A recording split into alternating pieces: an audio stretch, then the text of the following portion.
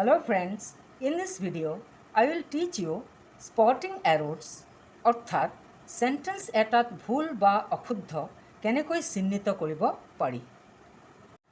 Now the question is, what is spotting errors? Spotting errors involves identifying mistakes in written text such as grammatical errors, punctuation errors, spelling mistakes and inconsistencies. Spotting errorsৰ অৰ্থ হ'ল written text এটাত grammatical errors, punctuation errors, spelling mistakes and inconsistencies অৰ্থাৎ সেন্টেন্সত অসংবদ্ধতা থাকিব পাৰে। এনেধৰণৰ errors কেনেকৈ চিহ্নিত কৰিবা? প্ৰথমে আমি জানো আহা এটা সেন্টেন্সত গ্ৰামেটিকেল এৰৰ্ছ কেনেকৈ আইডেণ্টিফাই কৰা হয়। ইয়াত মই এক্সাম্পল এটা ল'লোঁ, the team R going to the finals. এতিয়া এই সেন্টেন্সটোত তোমালোকৰ আইডেণ্টিফাই কৰিব লাগিব যে এৰৰ কোনটো হয়। তো ইয়াত এৰৰ হ'ল আৰ, কিয়নো the team are going to the final. The team is in the singular noun. So are keneke hobo?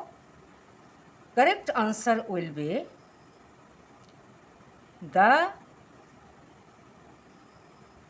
team is present tense ase.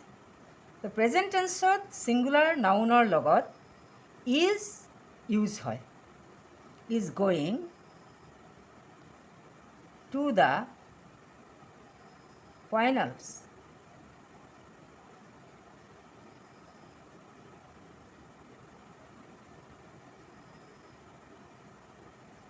Grammatical errorsৰ মই আৰু এটা এক্সাম্পল ল'লোঁ, the teacher give the student a high grade. ইয়াত এৰৰ কোনটো হয়? Give হয়। ছাবজেক্ট ভাৰ্ব এগ্ৰিমেণ্ট আছে ছিংগুলাৰ নাম্বাৰত, দ্য টিচাৰ এজন, পাৰ্টিকুলাৰলি এজন টিচাৰক বুজাইছে।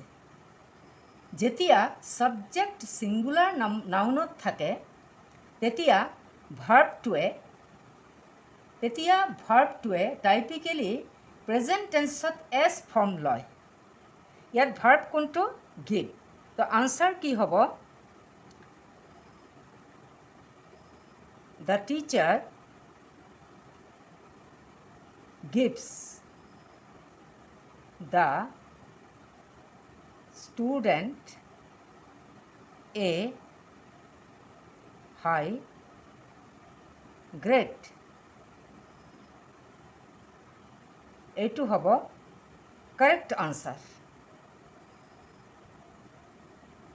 যদি এই সাবজেক্টটো দ্য টিচাৰ্ছ হ'লহেঁতেন, এছ প্লুৰেল নাউনত হ'লহেঁতেন, তেতিয়াহ'লে ভাৰ্বটো গিভ হ'লহেঁতেন। কেতিয়াবা গ্ৰামেটিকেল এৰৰ্ছত কিছুমান সেন্টেন্সত টেন্স ইনকনচিষ্টেঞ্চিও দেখা যায়। টেন্স ইনকনচিষ্টেঞ্চি মানে অসংবদ্ধতা। এতিয়া মই এক্সাম্পল এটা ল'লোঁ, I was studying for the exam and then I go' to bed. এইটো এই সেন্টেন্সটোত এৰৰ কি হয়?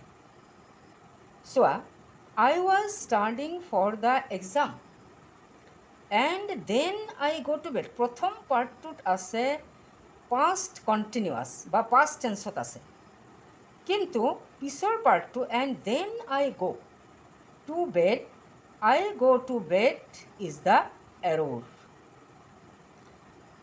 Instead of I go' to bed সম্পূৰ্ণৰূপে টেন্স কনচিষ্টেঞ্চি আনিবলৈ হ'লে বা টেন্সৰ সংবদ্ধতা আনিবলৈ হ'লে আমি ইয়াত কি লিখিব লাগিব? I went to bed. So' answer হ'ব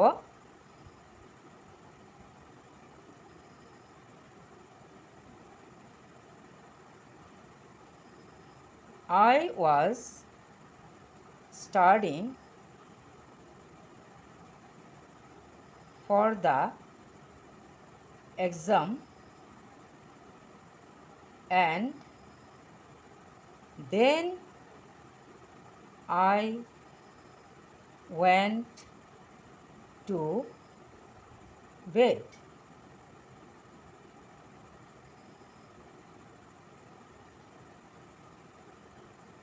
মই পুনৰ কৈছোঁ, I was studying for the exam and then I go to bed. এই সেন্টেন্সটো সম্পূৰ্ণৰূপে ইনকনচিষ্টেণ্ট বা অসংবদ্ধ হয়, কাৰণ প্ৰথম পাৰ্টটো I was studying for the exam, এই পাৰ্টটো past টেন্সত আছে আৰু then I go to bed present টেন্সত আছে. So to maintain tense consistency বা টেন্স সংবদ্ধতা মেইনটেইন কৰিবলৈ আমি ইয়াত কি লিখিম?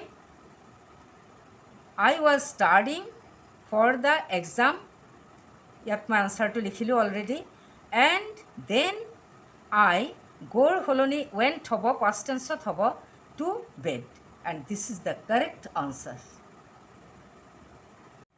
ইয়াত মই আৰু এটা সেন্টেন্স ল'লোঁ, by the time I arrived they have already eaten dinner.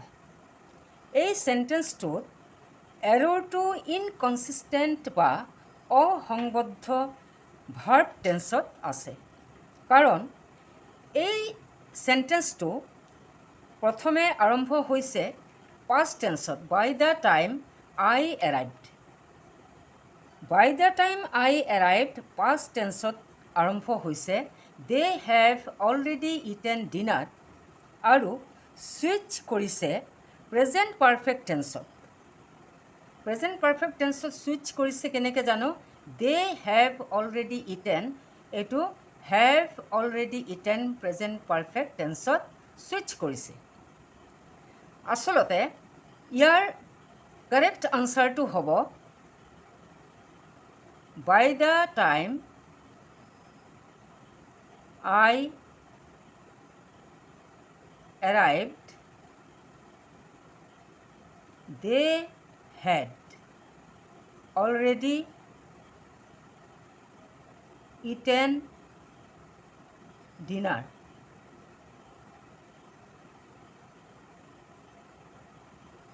ইয়াত by the time ইণ্ডিকেট কৰিছে এৰাইভেল হৈছিল পাষ্টত এটা স্পেচিফিক পইণ্টত, আৰু they had already eaten ডিনাৰে শ্ব' কৰিছে যে ডিনাৰ কমপ্লিট হৈছিল এৰাইভেলৰ আগত.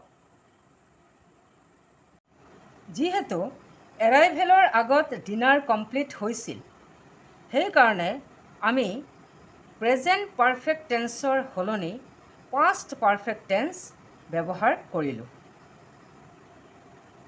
কেতিয়াবা প্ৰনাউন ৰেফাৰেন্সৰ ক্ষেত্ৰতো এৰৰ দেখা যায়. As for example, John and Mary went to the store and he bought milk. ইয়াত এৰৰ হ'ল হি, কাৰণ জন এণ্ড মেৰী প্লুৰেল নাউনত আছে, ইয়াত দুজনৰ কথা কোৱা হৈছে, তো হি কেনেকৈ হ'ব? In place of he will write here they. Answer, John and Mary went to the store and they bought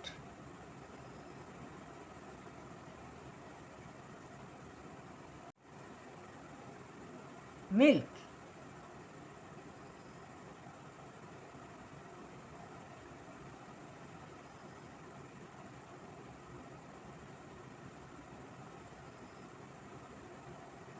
আৰু এটা এক্সাম্পল ল'লোঁ, the student forgot their homework so' they had to stay after school. ইয়াত subject singular নাউনত আছে, their homework কেনেকৈ হ'ব? So' they had to stay after school, they কেনেকৈ হ'ব? দেয়াৰ এণ্ড দে কেনেকৈ হ'ব, যিহেতু ছাবজেক্টটো ছিংগুলাৰ নাউনত আছে। চ' আনচাৰ হ'ব the student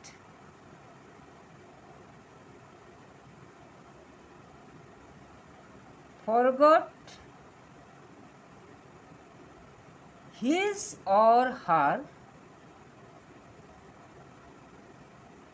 homework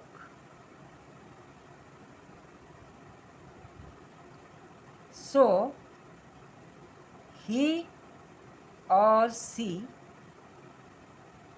had to stay after school.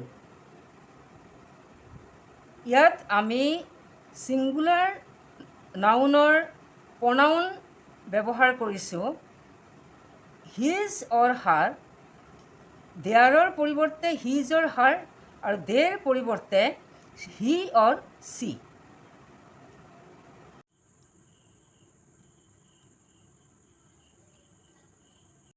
Grammatical এৰৰ্ছৰ পিছত এতিয়া আমি শিকোঁ আহা পাংচুৱেশ্যন এৰৰ্ছ।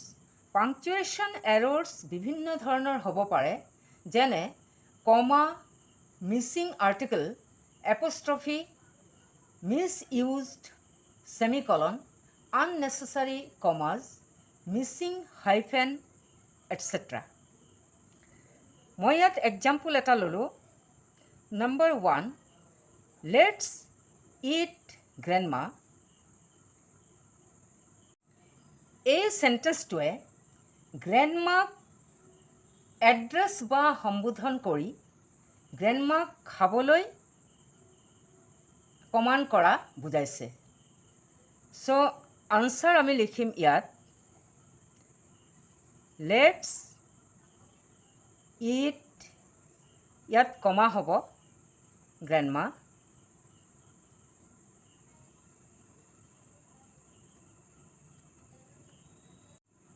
ইয়াত মই আৰু এটা এক্সাম্পল ল'লোঁ। I went to the store and I bought milk, eggs and bread and I forgot to buy cheese. ইয়াত চোৱা, এৰৰ ক'ব গ'লে আমি এই কমাটো ৰিমুভ কৰিব লাগিব আৰু এণ্ড ৰিমুভ কৰিব লাগিব, আৰু ইয়াত দুটা চেণ্টেন্স জইন হ'ব। এটা হ'ল I went to the store and I bought milk, eggs and bread, full stop হ'ব, এণ্ডটো আঁতৰাই দিম, আৰু নেক্সট চেণ্টেন্সটো হ'ব I forgot to buy cheese। মই লিখিছোঁ ইয়াত I went to the store and I bought milk, eggs and bread, full stop, এণ্ডটো আঁতৰাই দিছোঁ। এইটো এটা কমপ্লিট চেণ্টেন্স, আৰু এনাডাৰ চেণ্টেন্স লিখিছোঁ I forgot to buy cheese, and this is the correct answer.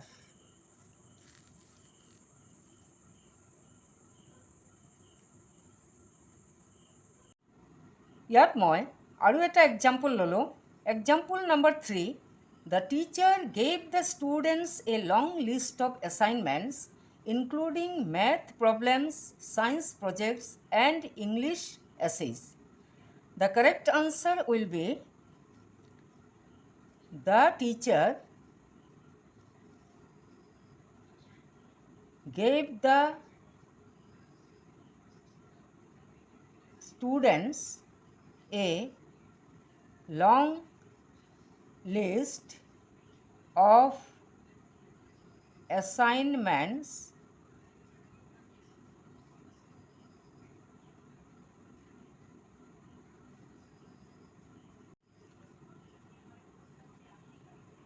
including math, problems, science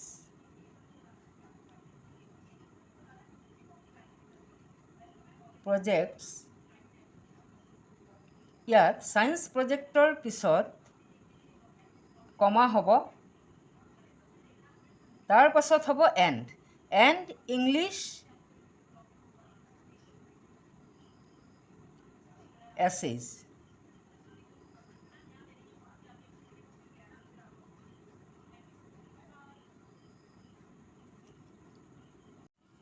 এতিয়া আমি শিকিম সেন্টেন্সত স্পেলিং মিষ্টেক্স কেনেকৈ বাছি উলিয়াবা। এটা এক্সাম্পল ল'লোঁ, the teacher gave the student a piece of advice. ইয়াত এৰৰ কোনটো? পিচ, কাৰণ PEICE ইয়াৰ কোনো মিনিং নাই। সেইকাৰণে আমি আনচাৰত লিখিম বা কাৰেক্ট কৰিম, the teacher gave the student a PIECE, a piece. ইয়াৰ অৰ্থ হ'ল to a portion or a part of something of advice. PEICE ইয়াত আমি কাৰেক্ট ৱৰ্ডটো পালোঁ PIECE. চ' ইয়াৰ মিনিং আকৌ মই কৈছোঁ, এই পিচৰ অৰ্থ হ'ল a person or a part of something. Next এক্সাম্পলটো হ'ল, the company will separate the departments next quarter. ইয়াত স্পেলিং মিষ্টেক্স আছে এই ছেপাৰেট ৱৰ্ডটোত। SEPARATE ইয়াৰ কোনো অৰ্থ নাই। সেইকাৰণে ইয়াৰ আচল অৰ্থ উলিয়াবলৈ হ'লে মই লিখিছোঁ, দ্য কোম্পানী উইল, আচল অৰ্থটো কি হ'ব? Will separate, SAPARATE. SA instead of E will write here A. Separate the departments next quarter. And it is the correct answer. পুনৰ কৈছোঁ, ছেপাৰেট SEPE আছে, কাৰেক্ট আনচাৰটো হ'ব SEPARATE. এতিয়া আমি পঢ়িম সেন্টেন্সত থকা ইনকনচিষ্টেঞ্চিজ বা অসংবদ্ধতাৰ বিষয়ে। For example, the company's mission statement is to provide excellent customer service, but their policy is to only respond to complaints via email. Answer hobo, the company's mission statement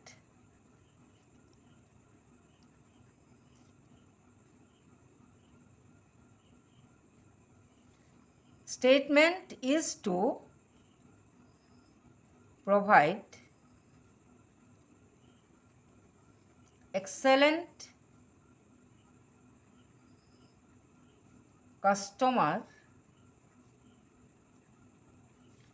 service.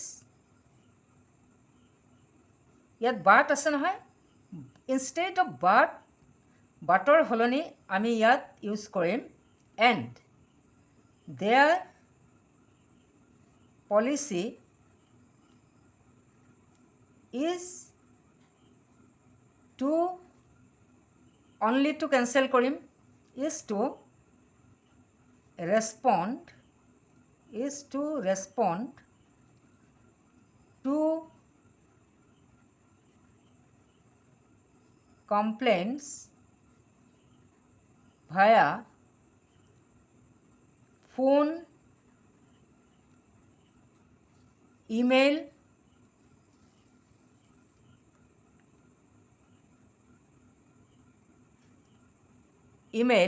and in person.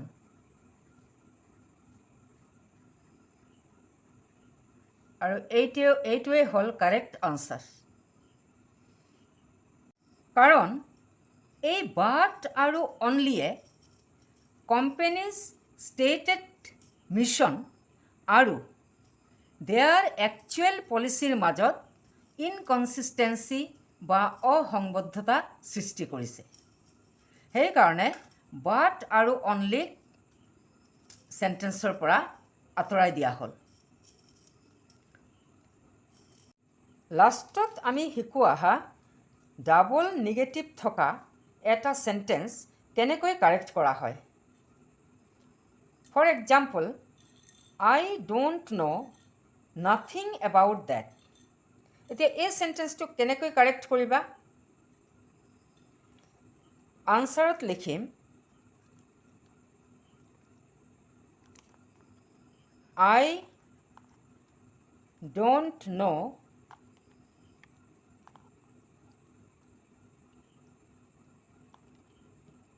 নাথিঙৰ জেগাত আমি লিখিম anything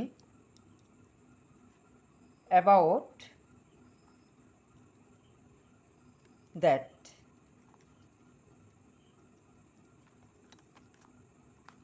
আৰু এটা sentence আমি লিখিব পাৰোঁ অৰ আই ন'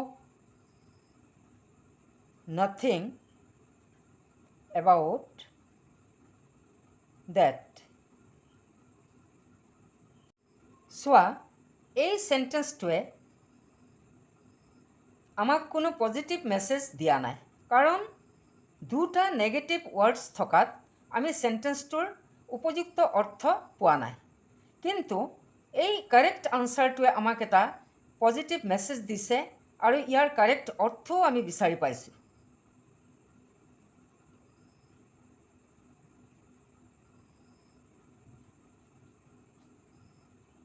ইয়াত মই আৰু এটা ডাবল নিগেটিভ থকা এক্সাম্পল ল'লোঁ। She doesn't like nobody in her class. Double negative words দুটা হ'ল doesn't and nobody, and the correct answer would be she doesn't like anybody in her class.